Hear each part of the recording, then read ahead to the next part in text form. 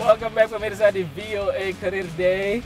Dan tadi kita sudah melihat berbagai macam karir ya. Karir mulai dari jadi polisi, sampai-sampai kita terinspirasi jadi polisi. Dan juga karir sebagai seorang wartawan yang meliput di ajang-ajang besar seperti ajang politik ataupun ajang yang lainnya. Betul banget, tapi ya kita emang busy nih seharian ini. Tapi nggak kelupaan dengan kisah yang satu ini nih, yang tadi kita udah janjikan.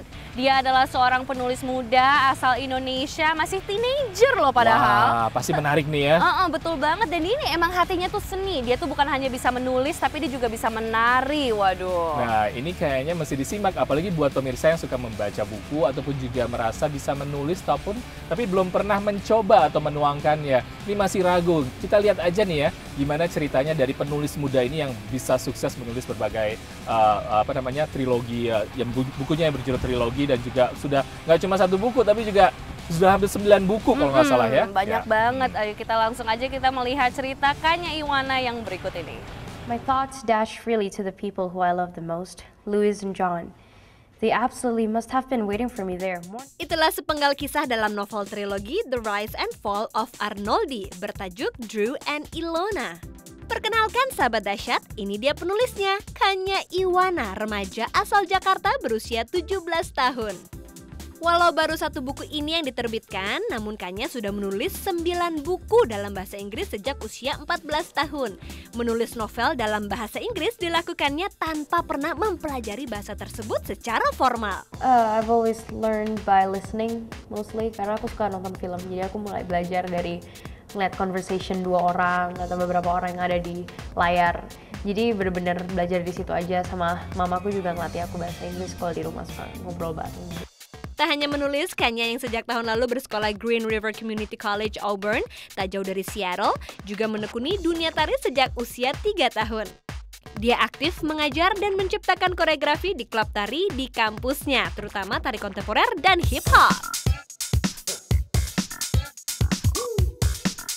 Kreatif, terus imajinatif. Dia narinya juga jago, terus ya multi talented dan lain-lain. As I look around you, and you'll see you. Didukung bakatnya tersebut, penyuka musik jazz ini akan melanjutkan sekolahnya di American Musical and Dramatic Academy, Los Angeles, California. Aku pengen sih buka studio tari sendiri, tapi aku juga pengen perform for the rest of my life. Tapi saya juga suka ngajar, jadi it's like those. Wah, 14 tahun tuh udah langsung mulai untuk nulis ya.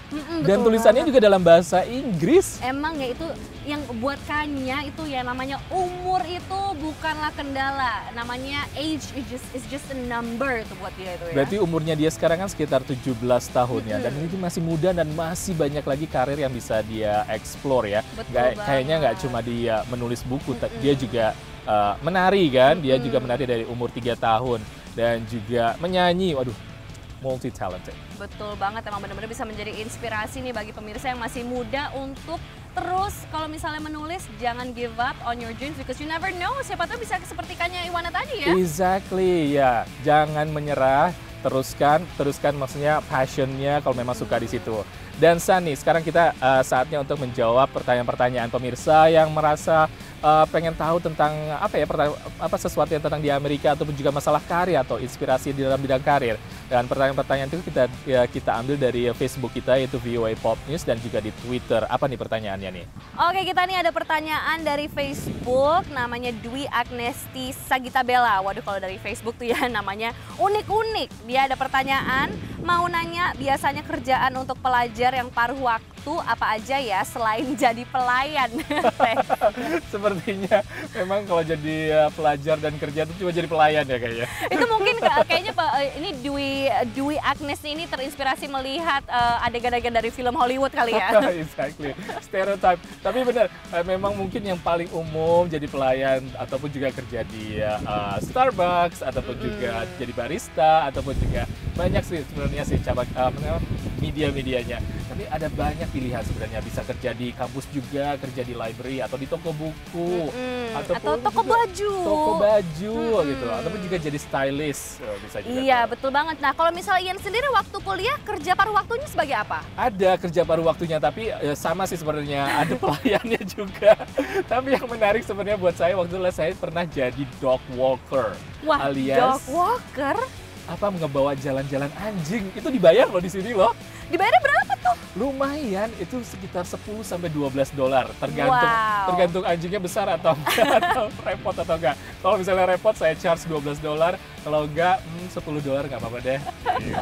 Nah, itu tuh namanya pemirsa, bukti bahwa yang namanya kerja paruh waktu sebagai mahasiswa atau mahasiswi yang sedang studi di Amerika itu nggak ada limitnya. Benar. Semuanya itu bisa dicari, biasanya ada dari postingnya di koran-koran, Iya. di koran kampus maupun koran lokal dan juga online, banyak banget ya Banyak resourcesnya. banget, ya. Dan kalau gitu seperti Dwi Agnesti tadi, jangan lupa nih ya untuk nge-wall di Facebook kita yaitu VOA Pop News, dan juga follow us on Twitter ya. Di Twitter sama juga dengan VOA Pop News. Keep it coming the questions. Kalau pengen tahu pertanyaan tentang apa ya, segala macam tentang karir ataupun juga mengenai sekolah, beasiswa, kerja dan- paruh waktu. kerja paruh waktu, ataupun juga mau ngerubah karirnya, ngerubah karirnya dari nyanyi atau mungkin menjadi polisi nih.